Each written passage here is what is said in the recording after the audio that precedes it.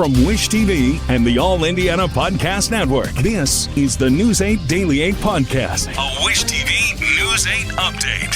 Hi, this is Hannah Mordeau, and this is your News 8 Daily for Wednesday, July 9th. It is cloudy, maybe even rainy or stormy this morning. Depends on where you're at. We're going to have spotty showers throughout the day. It's a little more humid, a little thicker outside, and definitely going to be a little warmer today. We're going to get up to the mid-80s. Indiana Task Force 1 is traveling to Texas to help with search, rescue, and recovery after the state's deadly flooding. The crew of 49 packed up and left late last night for the staging area in San Antonio. From there, the team expects to deploy to tragedy-filled Kerr County. Task Force 1 has dozens of emergency workers from departments around the state. Leaders say 13 civilians are also part of the team headed to Texas. The count of those killed now stands at least 110, with more than twice that many still missing.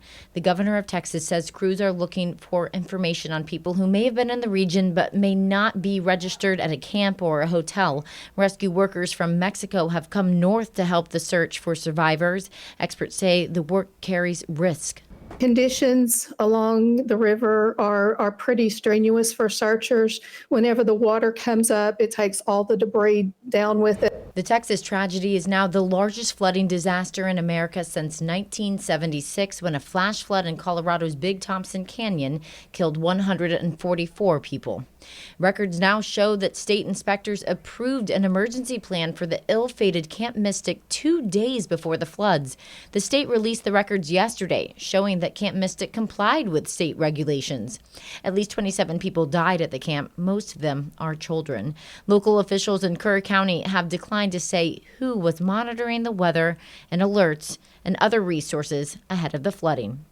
We have new information from flooding that swamped southern New Mexico. Authorities say at least 3 people are dead in the mountain village of Ruidoso, which is popular among tourists. That's where stunning cell phone video shows water carrying a fully intact house. CNN reports no one was inside the house at the time. The village issued a statement saying a man and 2 children were swept away by floodwaters yesterday, but there's no word if they are the same 3 who died. New Mexico's Department of Homeland Security says crews rescued at least 85 people in the flooding.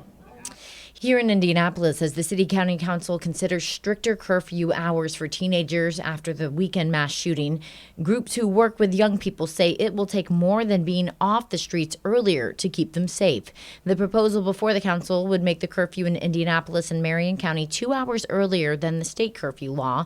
But the founder of a local mentoring program tells us that young people also need places to connect with each other and have connections with adults who can influence them. We can't just start correcting these young people and trying to reframe or change their mindset about being downtown, about carrying guns, about having a lawlessness mindset without having a connection with them first. The local nonprofit Indie Peace is one of several groups working to reduce gun violence.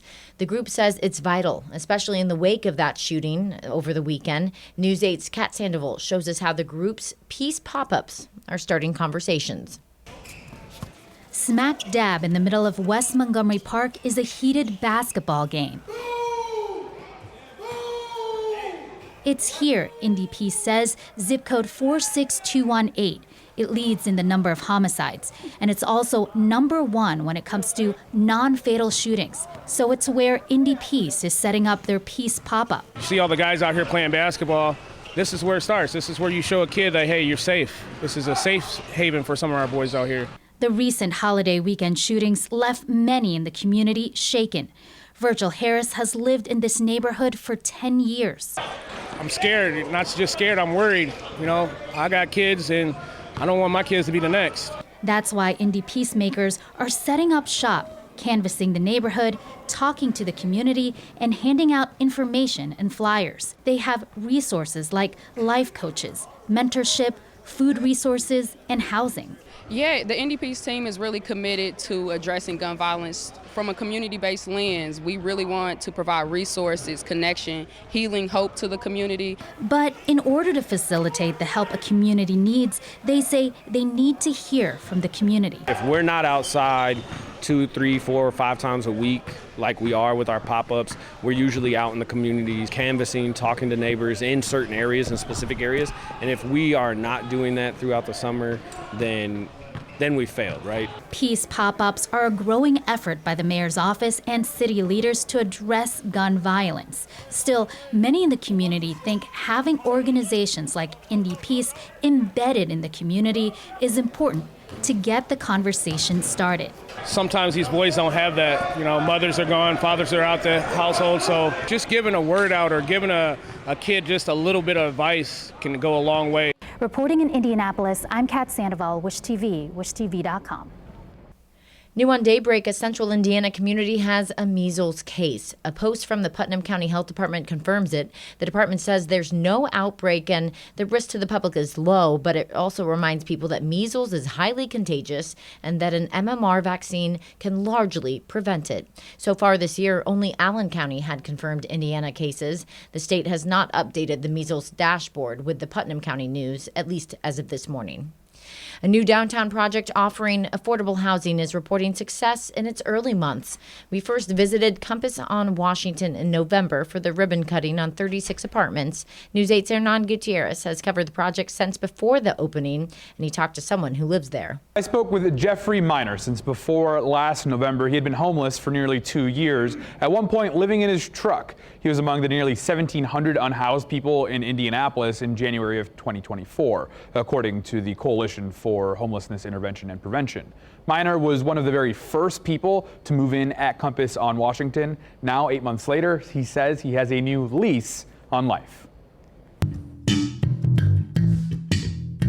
It's hard to miss Jeffrey Miner's love for music in his one-bedroom apartment at Compass on Main. I'm getting my guitars back, getting my drums back, getting all my instruments and stuff back. Though when he's not playing, he collects coins and hopes to find treasure one day. And I take them quarters and set them out, get the scanners out, and I look at them real close. Miner was in prison for domestic violence for about 5 years. After getting out, he says he didn't have the right support, leading him to homelessness. Last year, he got a call offering him an apartment in the building. Boy, that was about the greatest day of my whole life. It's a partnership between the nonprofits Horizon House and the Inglewood Community Development Corporation. Horizon House sets up residents with a case manager, connecting them with all the social services they might need without having to leave the building. Stephanie Sayer says it's been a special journey seeing Miner thrive with a roof over his head. All of these people only have housing because Compass was built. Housing is expensive, especially in Indianapolis, and without places like this, there's a lot more people who'd be unhoused. Thanks to that support, Miner says he's changed how he makes decisions. Number one, you got a place.